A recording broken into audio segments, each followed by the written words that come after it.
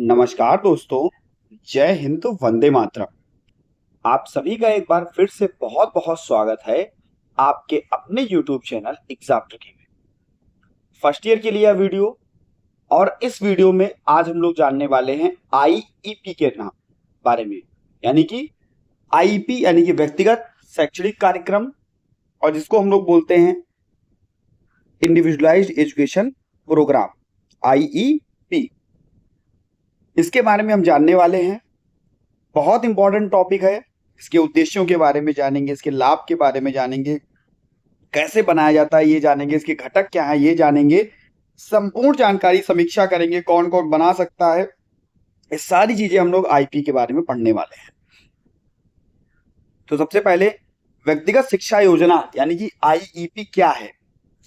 यहां पर हम कह सकते हैं ये एक प्रकार की कैसी योजना होती है, ये एक प्रकार की लिखित योजना होती है। ये एक प्रकार की लिखित योजना होती है। देखो ये लिखा हुआ है, ये सब इसको हम लोग पढ़ते चलेंगे, लेकिन जो इंपॉर्टेंट चीजें जहां से आप समझ सकते हो उनको भी हम जानते हुए चलते हैं। कहेंगे यह एक लिखित योजना होती है जिसे विशेष आवश्यकता वाले बच्चों की व्यक्तिगत सीखने की जरूरत को ध्यान में रखकर बनाया जाता है। जो बच्चा है उसकी व्यक्तिगत जरूरतें क्या हैं, व्यक्तिगत जरूरतें क्या है, उनको ध्यान में रख करके ये आईईपी तैयार की जाती है, जहां बच्चे की क्षमता, बच्चे की कठिनाई, बच्चे की क्षमता, बच्चे की कठिनाई और सबसे जरूरी बच्चे की आवश्यकता, बच्चे की आवश्यकता, इसको ध्यान में रखते हुए बच्चे को शिक्षा प्रदान की जाती है ताकि वह अधिकतम क्षमता के साथ आगे बढ़ सके, अधिकतम क्षमता के साथ उसका विकास हो सके। जान लेते हैं ये जो लिखा हुआ है, यह एक लिखित योजना जो विशेष आवश्यकता वाले बच्चों की शैक्षिक आवश्यकताओं को पूरा किया करती है, पूरा करके बनाई जाती है।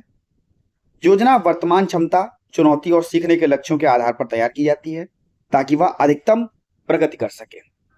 ठीक है, कौन? बच्चा। क्या उद्देश्य होगा? तो कहेंगे इसका उद्देश्य होगा कि एक बच्चे की व्यक्तिगत आवश्यकताओं को पूरा करना। भाई आप देख सकते हैं यहां पर एक शिक्षक केवल 1-to-1, एक शिक्षक और एक बच्चा 1-to-1 सेशन लिया जा रहा है। ठीक है, उस बच्चे की आवश्यकता को ध्यान में रखा जा रहा है, उस बच्चे की वर्तमान क्षमता को ध्यान में रखा जा रहा है, उस बच्चे की कठिनाई क्या है इसको ध्यान में रखा जा रहा है। ठीक है, और सीखने का लक्ष्य, यानी कि भाई सीख जाएगा बच्चा तो क्या आगे करेगा, किसी भी चीज को अगर सिखाया जाएगा तो लक्ष्य भी निर्धारित किया गया है कि हम इतने समय में इस बच्चे को इतना सिखा लेंगे। ठीक है, तो ये आपको देखने को मिलता है। इसका उद्देश्य क्या होगा? तो हम कहेंगे उद्देश्य बच्चे की व्यक्तिगत आवश्यकताओं को पूरा करना। बच्चों में जो सीखने की कठिनाई है, कठिनाई भी आप देखते हैं तो उस कठिनाई को कम करना, बच्चे की शैक्षणिक प्रगति करना, बच्चे की शैक्षणिक प्रगति करना, सामाजिक प्रगति करना और व्यवहारिक प्रगति करना। ठीक है, शैक्षणिक, सामाजिक और व्यवहारिक प्रगति करना। इससे क्या होगा? बच्चा समावेशी शिक्षा में जा सकेगा और उसको बढ़ावा मिल सकेगा, बच्चा आत्मनिर्भर बनेगा।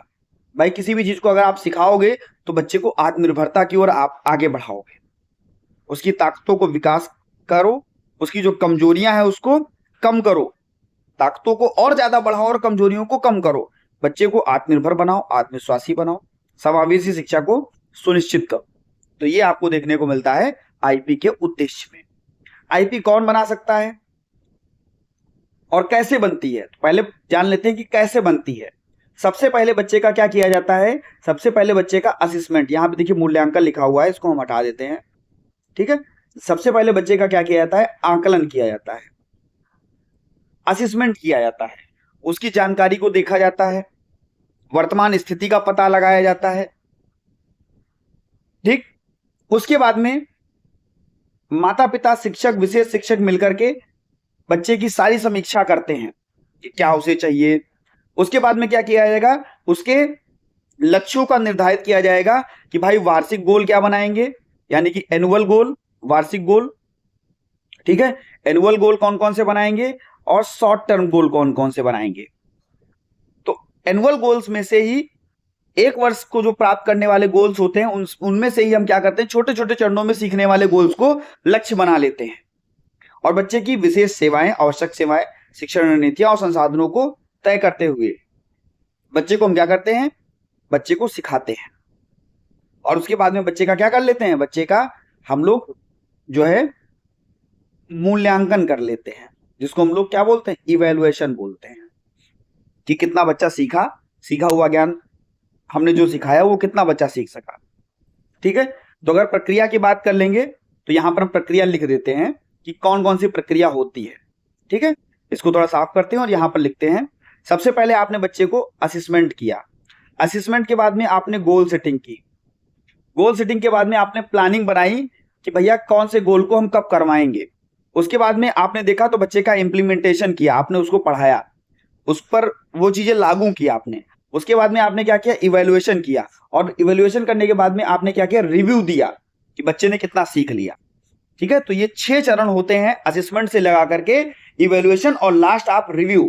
ठीक है, ये आपका assessment, goal setting, planning, implementation और इवैल्यूएशन और भैया आपका रिव्यू, ये 6 चरण होते हैं आईपी की प्रक्रिया में। इसके घटक कौन कौन से होते हैं आप यहां पर देख सकते हैं, इसके घटक कौन कौन से हैं।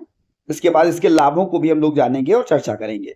घटक कौन कौन से, सबसे पहले बच्चे की वर्तमान स्थिति को जानना, फिर वही आपका लक्ष्य बनाना, फिर शॉर्ट टर्म गोल उसमें से निकालना, बच्चे के लिए विशेष सेवाएं और सहयोग देना, शिक्षण विधियां और रणनीतियों का प्रयोग करना, बच्चे की प्रगति मापने की विधि, जिसको हम लोग क्या कहेंगे, भैया हमने बच्चे का इवैल्यूएशन किया, और योजना की समीक्षा करना कि भैया कितना प्रभावी रहा। ठीक, लाभ क्या होंगे कि व्यक्तिगत आवश्यकता को ध्यान में रखा जाएगा। एक बच्चे पर जब काम किया जाएगा तो उसकी व्यक्तिगत आवश्यकता, उसकी व्यक्तिगत जरूरतें, क्या बच्चा सीखना चाहता है, परिवार और शिक्षक मिलकर के बच्चे को बेहतर सहयोग दे सकते हैं।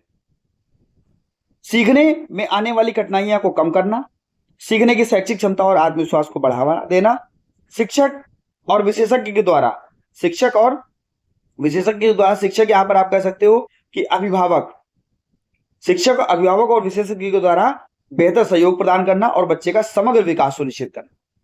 ये क्या है, इसके लाभ है। कौन बना सकता है, तो आपको होगी सर माता पिता, अभिभावक, शिक्षक, विशेष शिक्षक, विद्यालय प्रशासक, इसमें कौन कौन शामिल होंगे। ठीक है भाई, अगर विशेष शिक्षक होगा तो माता पिता को बुलाएगा बच्चे की ऑब्जर्वेशन के लिए, देखने के लिए, उनसे पूछने के लिए। कक्षा शिक्षक होगा वो भी माता पिता को बुला लेगा, विद्यालय प्रशासक होगा वो भी बुला सकता है, माता पिता भी जो है इनके पास आ सकते हैं, स्पीच थेरेपिस्ट के पास, ओटी के पास में, फिजियो के पास में, या विशेष शिक्षक के पास में।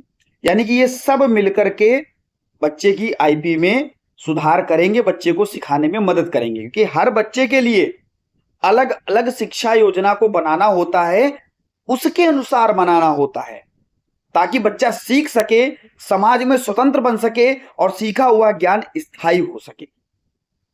ठीक है, क्या समीक्षा होगी कि भैया आईपी की नियमित समीक्षा की जाए। भाई आप 2 से 3 महीने हो जाएं, बच्चे का असेसमेंट आप किए थे, अब इवैल्यूएशन आप कर लो, आप जान लो कि जो हम बच्चे को सिखा रहे हैं क्या उसमें रणनीति में कोई बदलाव तो नहीं करना है, बच्चा सीख रहा है, ये सब चीजें आप देख लो, जान लो, क्योंकि हर बच्चा सीख सकता है, उसे सही सहयोग की और सही अवसर की आवश्यकता होती है। अगर हम लोग आईपी बनाते हैं, बच्चे के लिए निर्माण करते हैं, समावेशी शिक्षा और उसको भविष्य के लिए बेहतर बना सकते हैं। कैसा लगा आपको वीडियो बताइएगा। चैनल पर हमारे पहली बार थे, सब्सक्राइब करने के बाद में बेल आइकन में ऑल का ऑप्शन प्रेस कर लीजिएगा और सभी मित्रों तक एक बार वीडियो को शेयर कर दीजिएगा। ये टॉपिक आपके प्रैक्टिकल एग्जाम के लिए और थ्योरी एग्जाम के लिए, दोनों के लिए वेरी वेरी इंपॉर्टेंट है। धन्यवाद दोस्तों।